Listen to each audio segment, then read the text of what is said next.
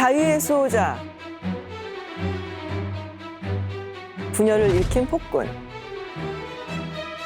그에게는 이렇게 극단적인 평가가 공존합니다.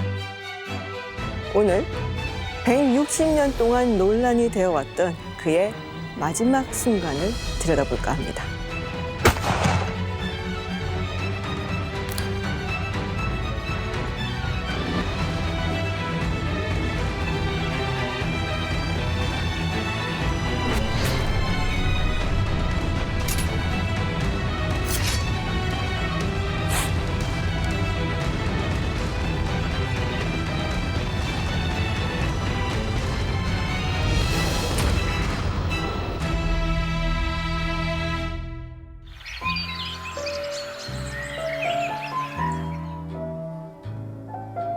그날따라 엘씨는 유독 기분이 좋았습니다. 좋은 꿈을 어젯밤 꾸었거든요. 어떤 꿈을 꿨나요?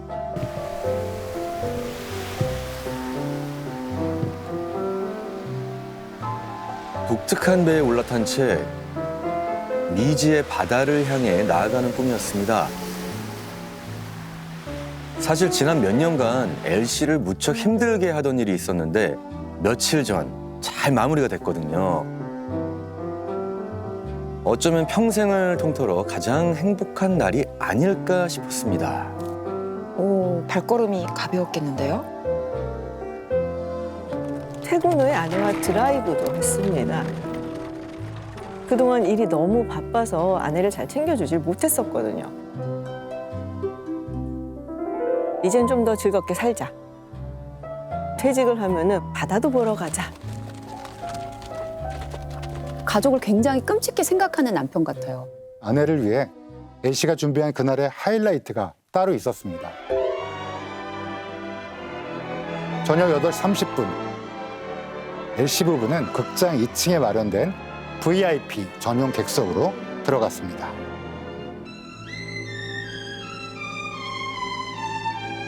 와, 너무 완벽한 데이트 코스네요. 그니까.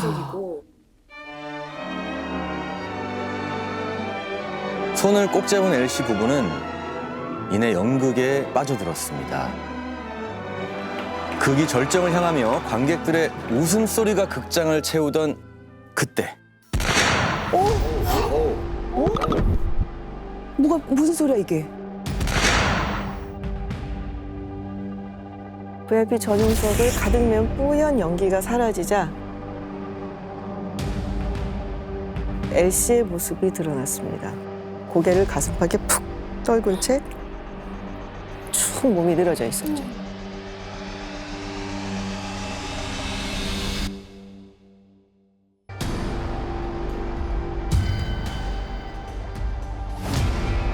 어머, 무슨 일이야? 관객들은 무겁게 눌린 폭죽 소리 비슷한 것을 들었다고 증언을 했습니다. 하지만 이건 총소리였어요. 총이요? 범인은 단발식 권총을 고른 거죠. 실패하지 않을 자신감이 있었다 이런 뜻인가요? 범인이 매우 뛰어난 실력자일 수도 있고요. 그리고 표적에 가깝게 접근할 수 있는 사람. 중요한 건 단 한 발에 자신의 운명을 걸 정도로 대담했다는 겁니다.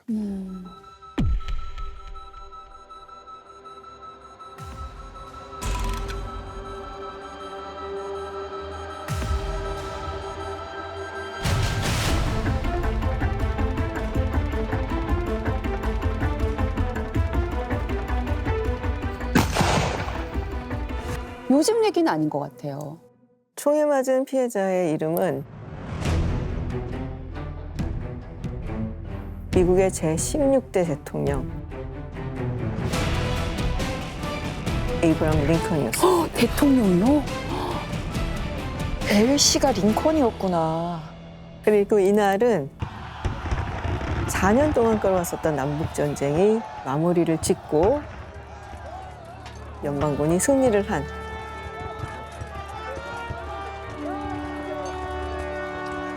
딱 5일째 되는 날이었어요. 가장 행복한 날을 보내고 있었다는 말이 무슨 말인지 이제 알겠네요. 근데 범인의 암살 시도 성공을 한 건가요?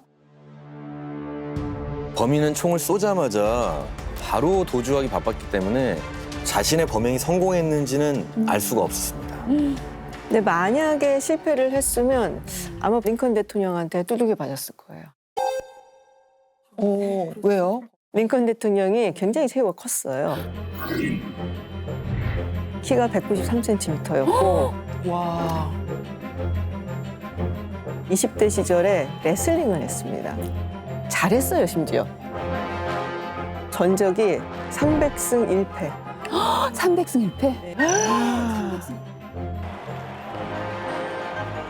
요즘으로 치면 잘 나가는 이종격 투기 선수 못지 않은 거잖아요. 만약에 그 자리에서 정말 잡혔으면 맥도 못 쳤겠네요. 당시 그곳에 링컨 부부와 함께 있던 지인이 미국 육군 소령이었어요. 그래서 이제 그 소령에게 덜미를 잡히게 된 거죠. 다행이다. 바로 잡은 거예요, 그럼? 소련에게 달려들었거든요. 달려들어서 외투자락을 잡습니다. 네.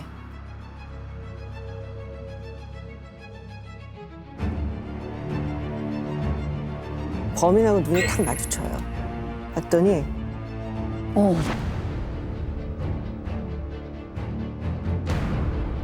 광기에 어려 있었고 얼굴은 창백하고 귀신 같았다. 아는 얼굴은 아니었나 봐요. 범인은 재빠르게 소령의 소나기를 빠져나왔다고 합니다. 그리고 품에서 25cm 정도 되는 단도를 꺼내서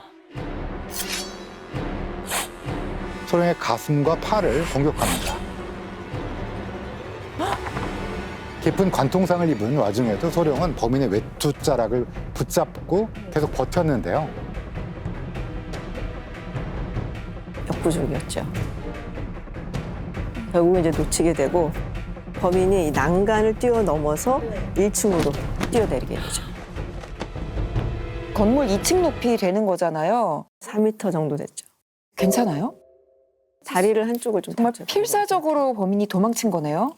범인은 이제 제대로 균형을 잡지 못하고 떨어졌는데 하지만 그는 바로 무대로 다시 올라가서 혼란에 휩싸인 관객들을 향해 똑바로 일어섰습니다.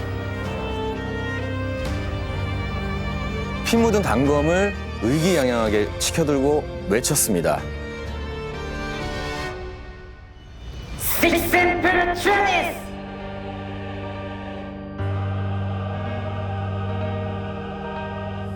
독재자에게 죽음을, 폭군에게 죽음을 이란 뜻이에요. 그래서 예전에 이제 로마 공화정 말기에 카이사르가 암살을 당하잖아요. 그때 브루투스가 외쳤던 말이다라고 전해지고 있죠. 링컨이 폭군이다 이렇게 표현을 한 건가요? 이 말을 외친 범인은 무대 뒤로 빠르게 사라졌습니다.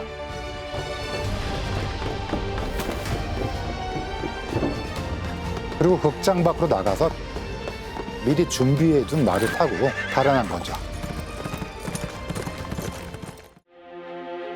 수분간 필사적으로 응급처치를 이어갔는데요. 링컨의 심장이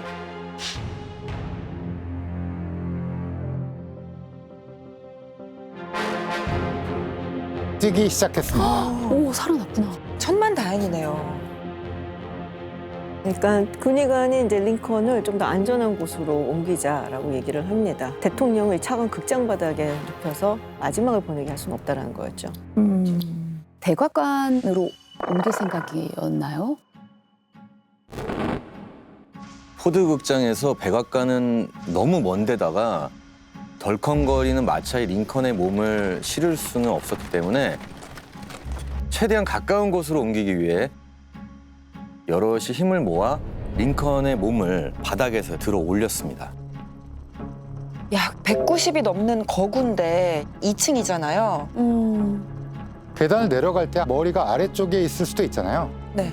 뇌 압력이 증가하면서 굉장히 위험할 수 있어요. 그래서 꼭 머리가 다리보다 높이 있어야 되고요.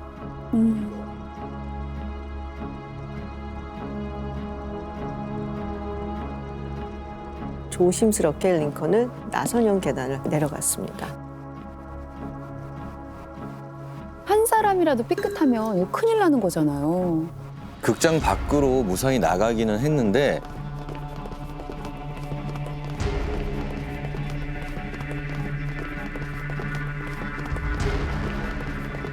사람이 너무 많은 거예요. 어떤 이들은 앞으로 막 달려와서 몸에 손을 대고자 하려고까지 했고 결국 링컨은 어정쩡하게 들린 채 군중에 둘러싸일 수밖에 없었죠. 아, 이게 정말 옛날이니까 충분히 그럴 수 있었을 것 같아요. 무슨 일인가 다 구경하려고 다 몰리고 했을 것 네, 같아요. 또 이렇게 위급한 상황인지는 몰랐을 수도 모르니까. 있잖아요. 네. 그날 전후로 비가 굉장히 많이 왔었어요. 아이고. 지금처럼 도로가 이렇게 깔렸던 것도 아니고 길바닥이 진흙탕이었거든요. 그래서 누울 곳을 찾기가 굉장히 힘들었었던 거죠. 상태가 악화될까 봐 그게 걱정이네요. 거리로 나온 수분 동안 링컨의 뇌압은 아마 계속 상승했을 가능성이 매우 큽니다. 총상으로 인한 뇌출혈과 부종이 진행된 데다가 이동하는 과정에서 엄청나게 머리가 흔들릴 수밖에 없어요. 몸의 수평도 맞지 않았을 거고요. 어떻게 해야 되는 거예요? 계속 상처를 막는 핏덩어리를 빼내 뇌압을 줄여주려고 노력했다고 합니다. 대통령의 선혈과 뇌수가 뒤엉킨 덩어리가 길바닥에 버려지는 말도 안 되는 장면을 수백 명이 지켜볼 수밖에 없었던 거죠. 아우, 너무 처참하다. 아무데나 들어가면 되잖아요. 문을 두들기기는 했는데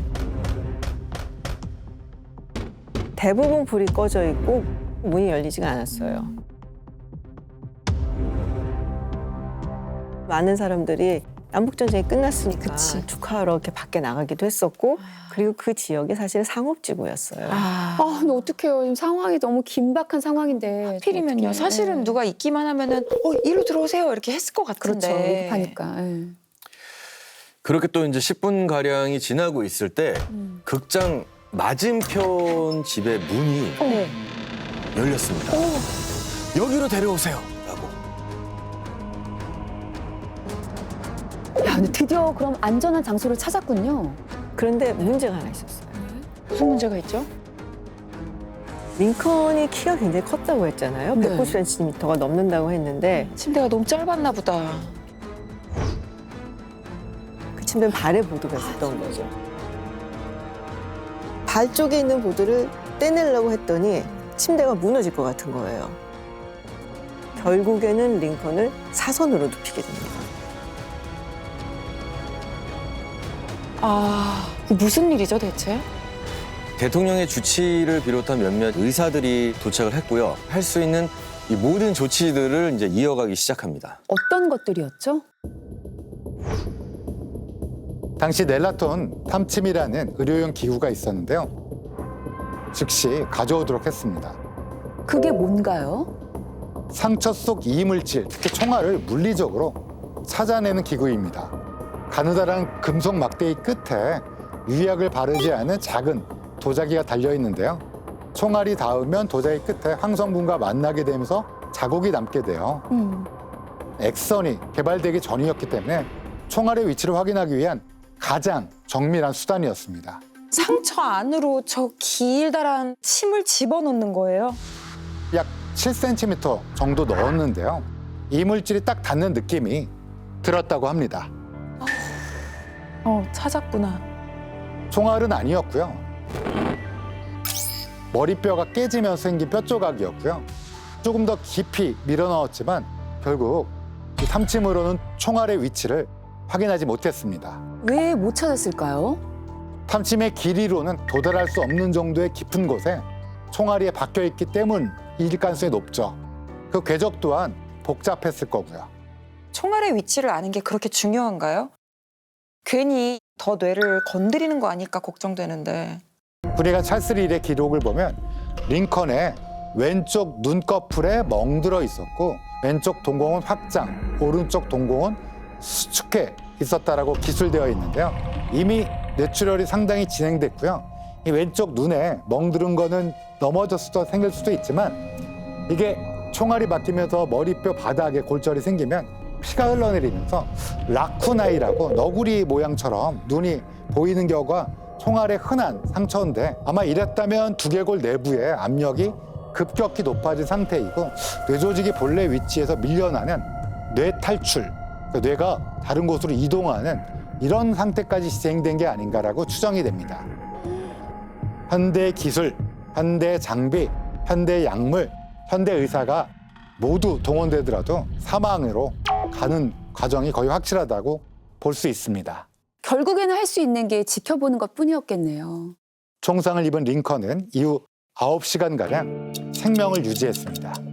그리고 다음 날 오전 7시 20분경 숨을 거두고 맙니다. 근데 범인이 바로 밝혀졌습니다. 어? 왜냐하면 누구나 아는 사람이었기 때문이에요.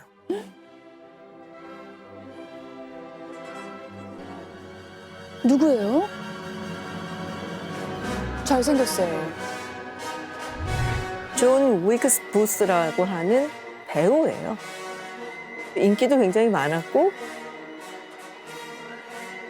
로미오와 줄리엣에서 로미오 역을 맡기도 했었고 그래서 여성 팬이 상당히 많았다라고 알려져 있죠. 심지어 부스의 아버지는 전설적인 셰익스피어 전문 배우셨는데요. 형 역시 동시대 최고의 배우였다고 하고요. 스타 가족이었던 거예요. 암살을 계획하고 있는 사람이 배우면 장점이 있는 건가요? 부스는 극장에서 몇 번 공연한 적도 있었습니다. 구조를 속속들이 알고 있었고요. 배우니까 극장 내 뭐 어디든지 출입할 수 있는 그런 특권도 있었겠죠. 얼굴이 통행증인 셈이죠. 그리고 그날 공연된 연극에 대해서 굉장히 잘 알고 있었어요. 어떤 씬에 배우가 몇 명이 나온다 뭐 이런 것뿐만 아니라 어느 씬에서 관객들이 가장 빵 터진다는 것도 알고 있는 거죠. 그걸 꿰고 있었구나. 가장 웃음소리가 클 때 거기를 딱 노리고 그 순간에 링컨한테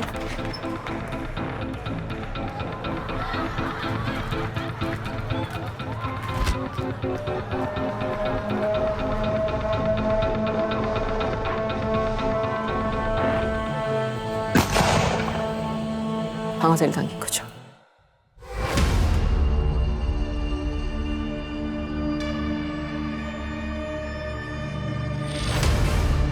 와, 총소리가 묻히도록 한 거네요.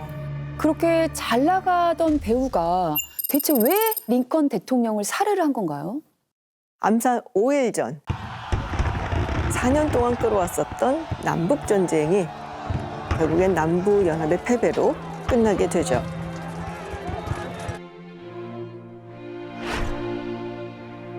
상공업이 발전했었던 북부하고는 달리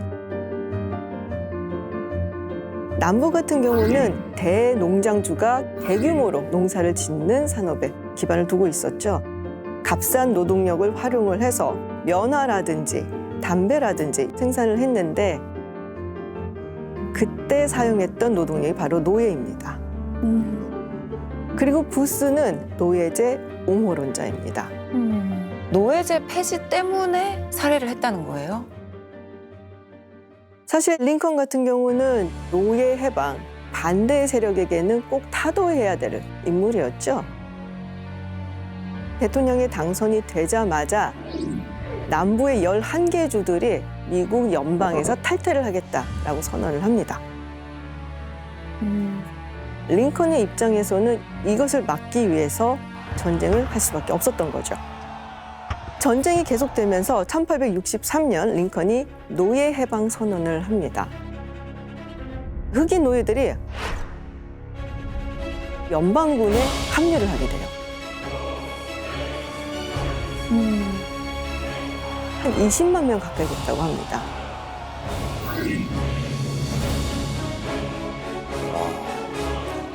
그래서 전세가 조금씩 북부 쪽으로 기우기 시작을 하고 결국에는 승리를 하게 되는 거죠.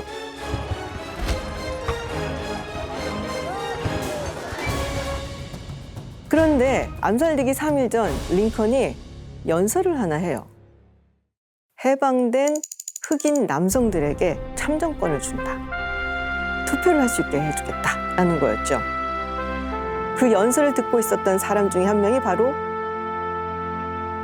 부스였던 거죠. 저것이 링컨의 마지막 연설이 되게 해주겠다. 링컨은 끝장내겠다라고 결심을 하게 되죠. 부스가 링컨을 쏘고 나서 폭군에게 죽음을이라고 외쳤다고 하셨잖아요. 맥락을 알게 되니까 이해가 되네요. 살인 행위를 정당화하려는 정치적 구호였던 거죠. 어떤 결말을 맞게 되나요? 공범 한 명의 도움을 받으면서 워싱턴을 빠져나가게 됩니다. 연방군의 추격이 당연히 있었죠. 그럼에도 불구하고 남부 연합 지지자들의 도움을 받았고요. 나친다리도 치료를 받았다고 합니다. 해피엔딩으로 가면 안 되는데 왠지 해피엔딩일 것 같아요. 메릴랜드를 넘어서 멀리도 갔네요. 다리 부상도 심했고 먹고 자는 것도 녹록치 않았고 무엇보다 현상금이 무려 10만 달러가 걸리는 바람에 점점 숨어 지내는 게 어려워졌죠. 우와. 오, 금액이 10, 100, 1000만, 10만.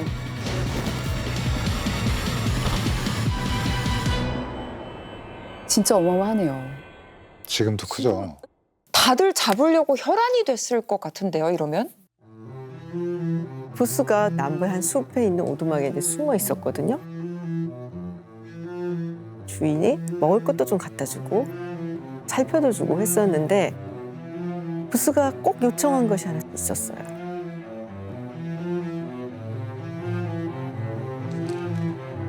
식물을 가져다 달라. 암살이 성공했는지를 확인하려고. 그것도 궁금했겠지만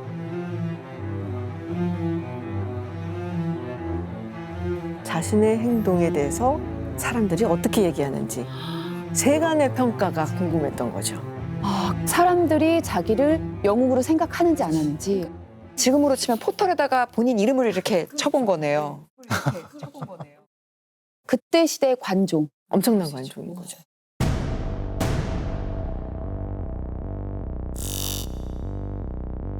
Every man's hand against me. I'm here in despair. And why? And yet I be striking down a greater tyrant than they ever knew, looked upon as a common cutthroat. 자기가 생각했던 결말이 아니었던 거죠. 아무도 자신을 영웅으로 보지 않는다는 것 자체가 그를 가장 괴롭게 하지 않았을까. 그래서 어떻게 됐죠? 도주 12일째 되던 날 연방군은 맹추격 끝에 부스가 숨은 농장의 창고를 에워싸게 됩니다. 드디어 잡혔네요. 포위가 되어 있고 창고 안에서 이제 숨어있던 부스가 연방군 장교한테 If you withdraw your men in line 100 yards from the door, I will come out and fight you.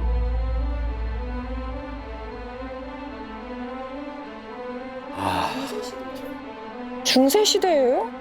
그럼 아직도 영웅 행세를 하고 싶은 건가? 그러니까요. 당연히 거절을 당했죠. 연방군은 부스의 항복을 촉구를 했고요. 하지만 그는 끝까지 거부를 했습니다. 다만 공범은 항복을 하고 창고 밖으로 나갑니다. 이제 총격전이라도 벌여야 하는 걸까요? 당시 부스를 생포하라는 엄명이 내려졌다고 하는데요. 재판을 통해 처형하려는 계획이었죠. 근데 생포에 실패하고 맙니다. 왜요? 설마 스스로 목숨을 끊게 되나요? 현장에 있던 한 군인이 명령을 어기고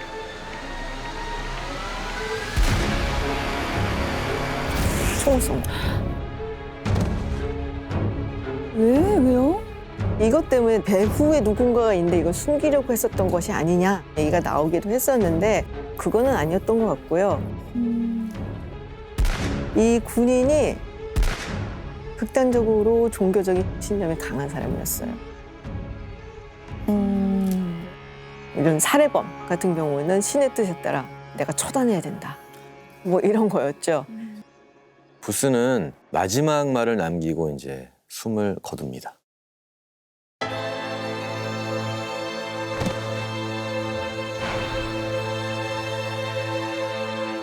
Useless. Useless.